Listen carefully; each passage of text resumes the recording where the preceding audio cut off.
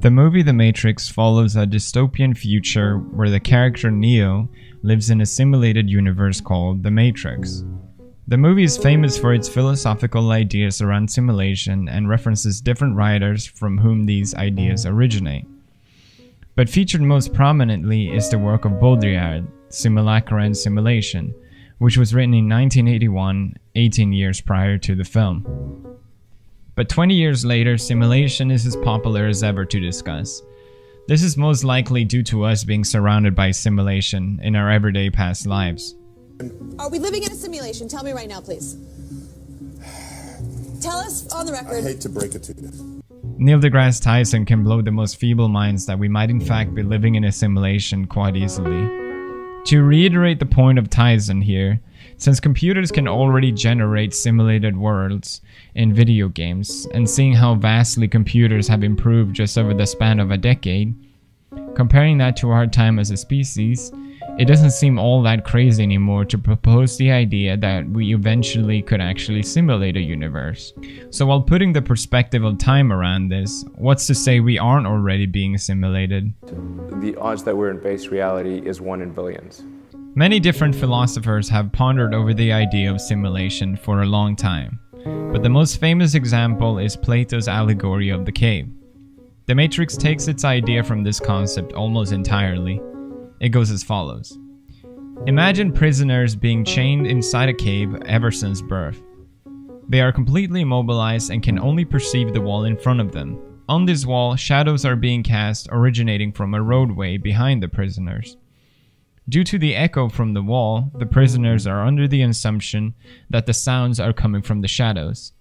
This simulation of shadows cast on the wall is the prisoner's perception of reality, since it's all they can perceive. One prisoner, however, eventually escapes his chains, and his perception of reality then gets distorted. Just like Neo escaping his reality of the simulation he finds himself in. Neo can't tell that he's living in the Matrix, not until at least he famously takes the red pill. In the context of the film and Neo's consciousness, the Matrix is a hyperreality, which per definition is the unconscious inability to distinguish reality for a simulation of reality. The old world is in ruins and forgotten, while Neo lives on in the simulacrum. This idea of a simulated universe becoming reality is in Simulacra and Simulation explained by Baudrillard through an older work of fiction, a fable by Georges Louis Borges. Borges' fable told of an empire whose cartographers had mastered the map of its land, so much so that the map covered the size of the empire and coincided with it perfectly. In the story, the preceding generations didn't see the value in the study of cartography, nor longer the maps themselves. As the empire crumbled with time, so did the maps. But in the west of the empire, where the deserts could still be perceived, inhabited by beggars and animals, the map of the deserts gets confused for the original and takes form of simulacra. Baudrillard points out that it's the map that precedes the territory, and while being a model of a real, it is no longer an origin or reality. Welcome to the desert of the real. If you want to be nitpicky, Morpheus should have said this while in The Matrix, but not the depiction of reality in the... You know what? No one cares.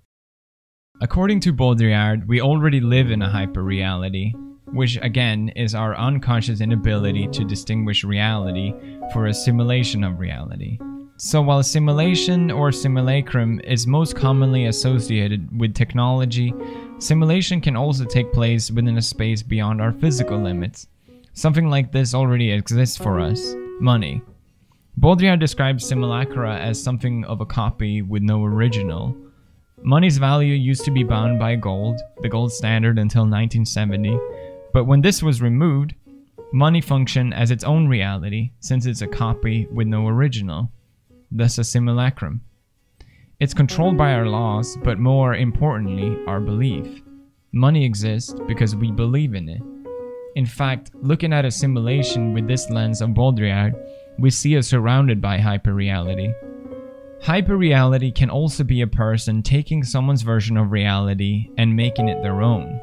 YouTube, for example, is often perceived as an authentic platform of creators. What they share is a reflection of their reality. But more often than not, this later comes out to be false. If an audience perceives our reflection of reality as authentic and then appropriates it to their own life, then their reality then becomes hyperreal. So just like Neo's reality is hyperreal through the Matrix, our reality is hyperreal through ourselves. So maybe the question shouldn't be, are we living in reality? Rather, what can we do to protect our reality, even if it's likely to be unreal? What is real? How do you define real?